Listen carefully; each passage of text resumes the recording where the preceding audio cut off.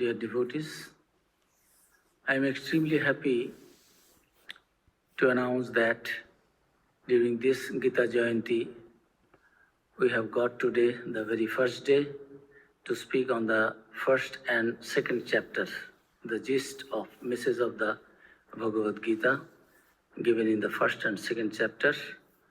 This talk will be delivered by Sri Imad Swami Vimokshanandaji Maharaj. Revered Vimokshanandaji Maharaj had been the head of this center after taking over by Ramakrishna Math and Mission from 2007 to 2014. So 7 years, 7 months, 7 days he was head of this center. So I understand the devotees of South Africa will be very glad to have the discourses given by revered Maharaj, and I welcome revered Maharaj and other Swamis every day who will be giving their discourses and enriching and enlightening our devotees here through their messages, through their discourses. And I am very happy. I welcome revered Swami Vimokshanandaji Maharaj to speak on the Bhagavad Gita, the gist of the first and second chapter on the very first day. And I offer my pronouns on behalf of all the devotees of South Africa and also myself on this very auspicious day, first day. And I am happy that Maharaj has consented and he will be joining us on this very first day and will be giving his discourse on the message of the Bhagavad Gita given in the first and second chapter. And I pray to Thakur Ma Swamiji and Bhagavan Sri Krishna to bless us all with good health and spirit, and also this optimism, strength, and also this desire, attitude to the world to follow the teachings given in the Bhagavad Gita, whose teachings are universal, which is relevant even thousands of years later now, after thousands of years in these days also, these teachings are very relevant and everyone will be benefited by following the teachings of Gita given by Bhagavan Sri Krishna. And I request Revered Swami Vimokshanandaji Maharaj to give his discourse. अखण्डमण्डलाकारं व्याप्तं येन चराचरं तत्पदं दर्शितं येन तस्मै श्रीगुरवे नमः। हरिः ओम्।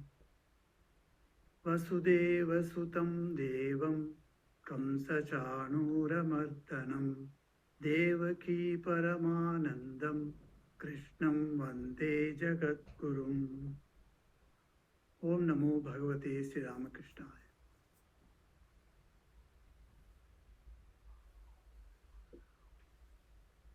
Dear brother Swami Sumanasananda and all the devotees of the South Africa, and all those devotees from any part of the world who is joining Ramakrishna Center of South Africa, Durban Center's program of Gita Week. Today is the first day of the Gita Week. I am very pleased to be with all of you, though online, and I can imagine many of the devotees whom I have seen, whom I have met, whom I have interacted.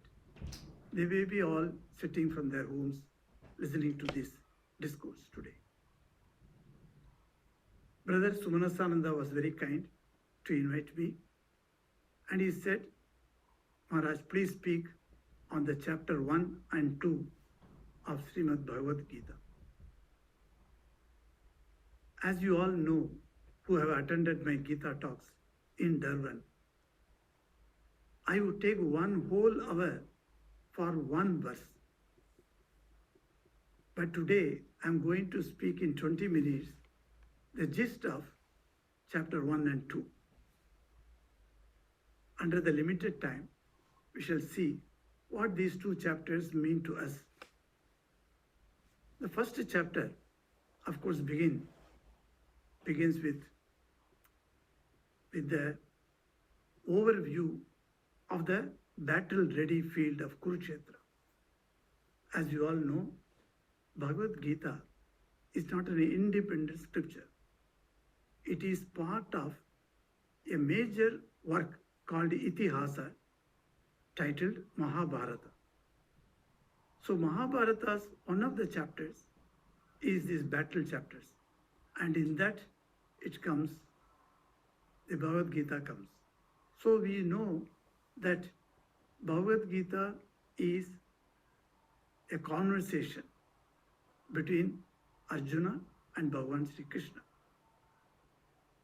But then before their conversation begins, as already another conversation was going on, and that was Dhritarashtra and his minister as well as charioteer Sanjaya.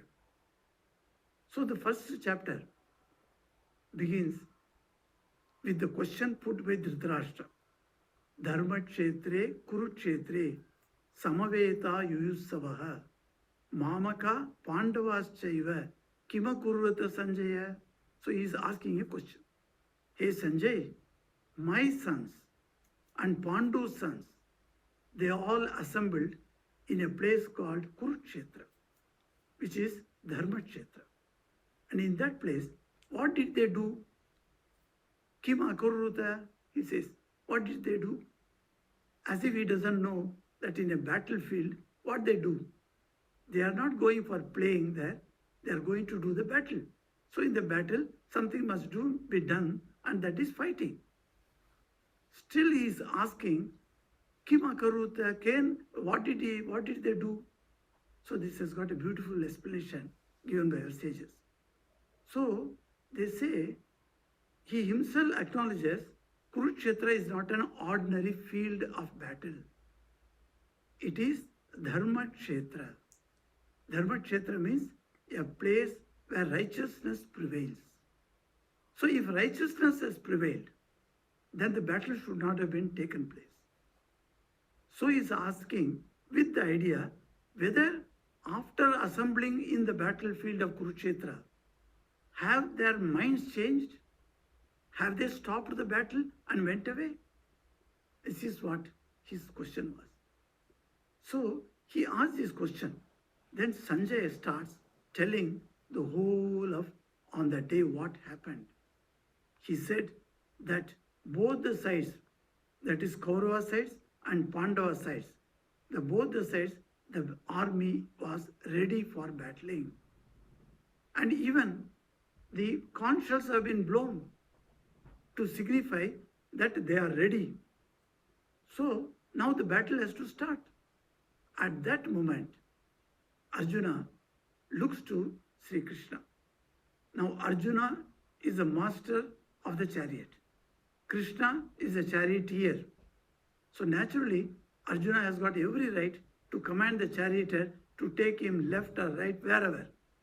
So he is telling Krishna said, hey Krishna, take this chariot in the middle of the battlefield where I can see both these armies.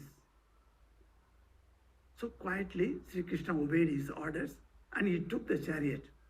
He could have kept the chariot there in the middle for Arjuna to see, but he did not. He got up and said, Arjuna, look at these people, he said. The moment Sri Krishna, every word of Krishna, every action of Krishna has got some deeper meaning. So when Krishna pointed out to Arjuna, look around, who are all there? Then Arjuna looked up. And what a great, terrible thing that he looked. The war has not yet started, but then he saw all his relations there. What type of relations they were? Plenty of them were there because they are all his kin. And he saw fathers, grandfathers, teachers, brothers, uncles, grandsons, in-laws and friends. Now he thought, is it proper for me to go ahead in the war and kill all my own people? They are kith and kin to me, whether in my side or Kaura's side. They are going to die. And should I be the reason for their death? So a confusion, a despondency due to confusion comes up, swells up in his heart. And the man who was a great warrior, the whole world at that time used to look at Arjuna with awe and wonder. That warrior today started shaking. His body shook and his mouth has become dried up. Words were not coming. And because he shook and the bow that was held by his hand, it fell down on the ground. And then Arjuna sat down. And he told Sri Krishna, I shall not fight. This is the first chapter that gives the details of this idea. Now, how does this relate to our daily life? We are considered to be Arjunas in our life. So long we have not got mukti, we do not join with Lord. Till that time, we are in the state of Arjuna. We have the doubts coming again and again in our mind. When we see we want to do some particular duty, at that time, we find that we have got attachment to outside objects, situations, or persons. These are the three attachments. Attachment come in three forms. So here persons, all the persons are known to me. They are related to me. So how can I kill? That very attachment, the sense of attachment has come upon Arjuna and he was stunned. He said, I shall not going to fight. And he sat and Sri Krishna looked at him. You know, Sri Krishna is Jagat Guru. Vande Jagat Guru, we say. So this Jagat Guru, he is the Guru of the entire universe. And when Arjuna has taken refuge at his feet, so why he should not teach him? So this Krishna comes and teaches him. So when we are in trouble, when we are due to attachment, due to confusion, due to our passion, we are unable to decide what we should do, we are in the state of Arjuna's mind. We require guidance. If your Guru is there, very well. Go to your Guru and get your guidance. If Guru is not there, you can go to any senior person, any big monk, and go to him and ask him. So that is what Arjuna did. Arjuna had very near, in front of him, Lord Sri Krishna. And Sri Krishna saw, this cannot be done. Hey Arjuna, this is not proper for you. You have to get up and fight. And then Arjuna gives lots of arguments. No, I shall not fight. And each argument, Krishna gives later in other chapters, you will find that he answers one by one. All the objections of Arjuna are taken up and he clears it. Then the second chapter starts. In the second chapter, Arjuna gives a strong injection at the very beginning. When Arjuna sat down, Lord Sri Krishna gives a strong injection to Arjuna. What is that injection he gave? He said, what is this? Klaibyam masgamak partha, naitattav upapadyate. He says, this doesn't based on you. You should not behave like this. This is not given to you. You are a great warrior. Get up and fight. Like that, he tells him. And then the whole second chapter gives the gist of the entire life. You know, it is something great. The Bhagavad Gita, particularly the second chapter, there are people who used to read only second chapter every day. Not all the other chapters. Because the second chapter contains the gist of the entire Bhagavad Gita, which contains 700 slokas. It contains 18 chapters and it has got 700 slokas. So, in the chapter second, Arjuna is being enthused, Arjuna is given the idea about the Atman, the body, etc. Now, in this chapter, you find the second chapter, he says, very beautifully, he talks about this body. Every body that is born must die. This is the rule. You cannot escape it. So you will also die and they will also die, whom you think you are going to kill. But in truth, you are not going to kill them. They are all already killed by me. You have to be only an instrument in my hands and then kill them. Then he says, this body, how it is this body? The body is that vasansi jirnani yatha vihaya navani krishnati naroparani tatha sharirani vihaya jirnan anyani sayati navani dehi. So he says, how is this body? As you remove the old torn clothes and put on a new cloth, in the same way, when this body becomes not useful to you, you reject this body and take a new body. So here comes the nucleus thought of the reincarnation. How the Sukshma Sharira, how the subtle body goes out of this body and takes birth, etc. These are discussed in other Shastras also. So in Gita we find the preliminary idea. Then he starts telling what is behind this body. There is a Deha, this body, and within this body there is somebody sitting. And that person is called Dehi. So that Dehi, you cannot do anything. You cannot cut. You cannot cut it by any weapon. And you cannot burn it by fire. You cannot drench it with water. And neither you can dry it with wind.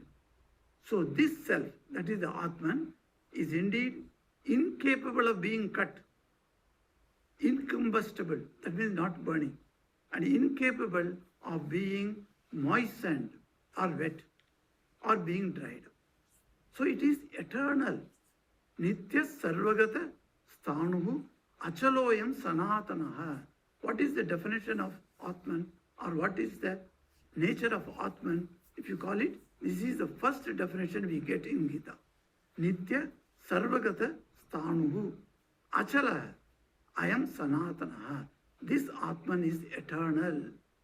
This Atman is all pervading. This Atman is stable and immovable. And this Atman is primordial. So that means it has got no previous existence. That means it was not born from something. This Atman is eternal. It is anadi. It has got no beginning and naturally no end. So that which is not born, how can it die? It cannot die. So he goes on to say to Arjuna, look, you are going to kill the bodies only, not the Atman. Then this is not a convincing argument for him. So Arjuna gives objections to that. Then Sri Krishna goes on to much detail of what is his duty as a Kshatriya, as a warrior. So you are belonging to a warrior class and you have got a duty towards your citizens. And are you not expected to establish the dharma for which the Lord has come all the way from his Vaikuntha? And then you are here in this bhumi and you will not help me. No, man, get up, he says, and then fight. Because you have to fight, what is the reason? Because you have to take away the kingdom back and install the dharma in this earth. So you must come out. Now be ready for fighting. So lots of arguments Sri Krishna gives one after another. In this chapter, second chapter, was very favorite of Mahatma Gandhi. Mahatma Gandhi, he used to chant this chapter of the way of discrimination, as it's called, the second chapter.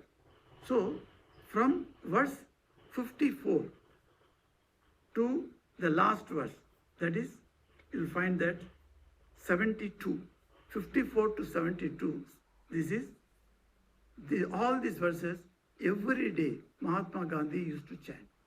This is called Sthita Prajna Lakshana. In this chapter, second chapter, and by the end of this, from 54th verse, Lord Sri Krishna emphasizes upon certain qualities of a man of steady wisdom.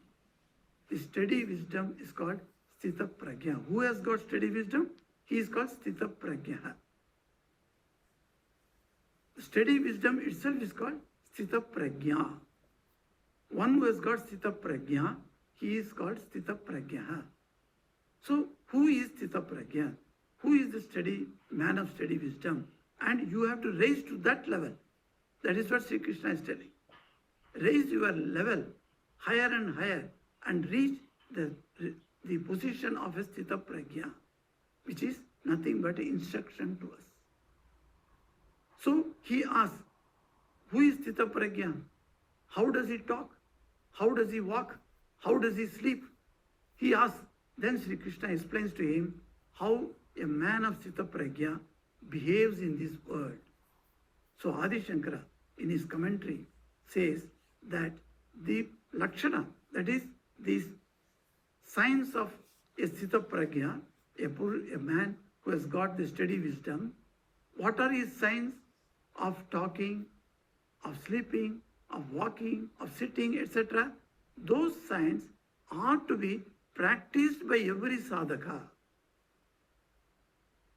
Those are the qualities of someone who has reached the highest state, mind you.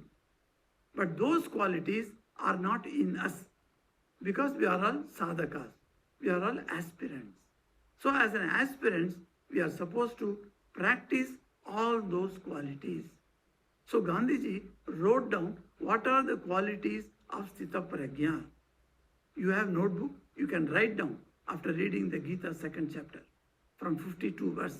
You write down what are the qualities Sri Krishna talks about and write down. Those qualities are to be, we have to try to practice. Yes, it is difficult to practice. But then certain qualities are easier. Already we are practicing. Otherwise you would not turn to religion or spirituality.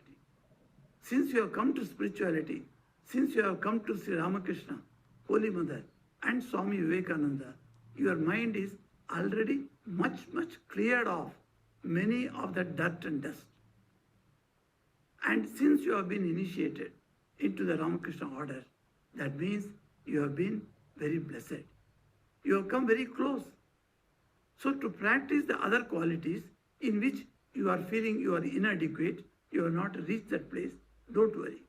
You can still practice each quality and then rise to the level of a Sthita Prajna. And that is our idea. Sri Ramakrishna himself was Sthita Prajna. Holy Mother was Sthita Prajna in spite of her all daily duties.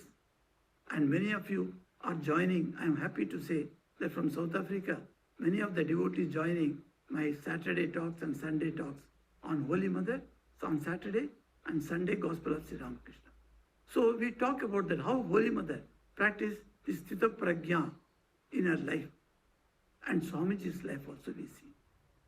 Without caring about what is what, Swamiji stood by the principles of sannyas of the monasticism. And he is a shining example for the monastics. And in the same way, the shining example of the Karma Yoga, that's Ma, Holy Mother, gives us. And bhakti and knowledge, together, Sri Ramakrishna provides us. What a wonderful life we have got.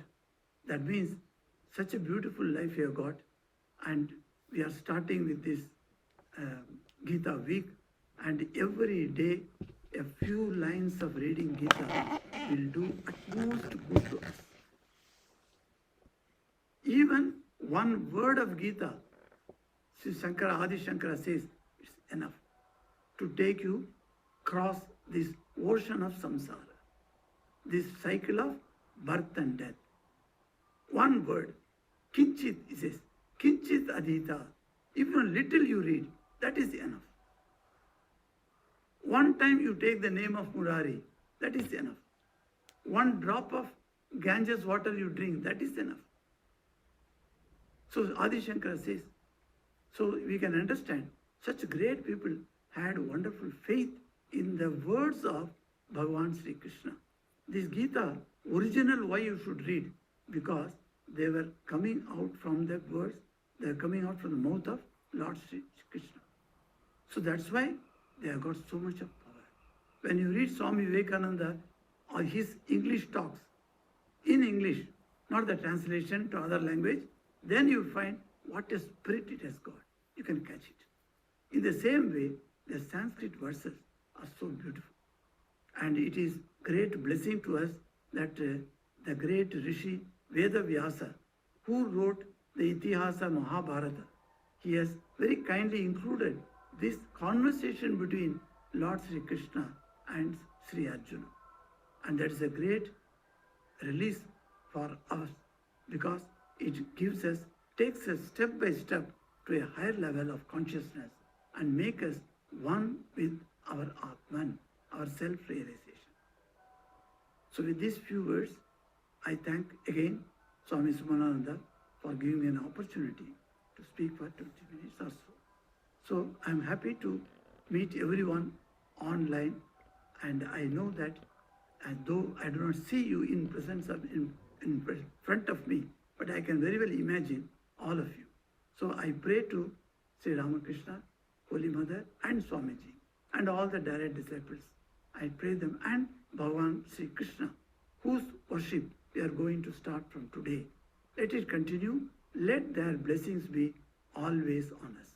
I know how much trauma, how much trouble the South Africans are undergoing due to this pandemic. I know it is same with every part of the world. But then, in spite of the difficulties, in spite of the sufferings, mental sufferings that we are having, let us keep up our spirit of faith in the Lord. And that will give us great peace of mind.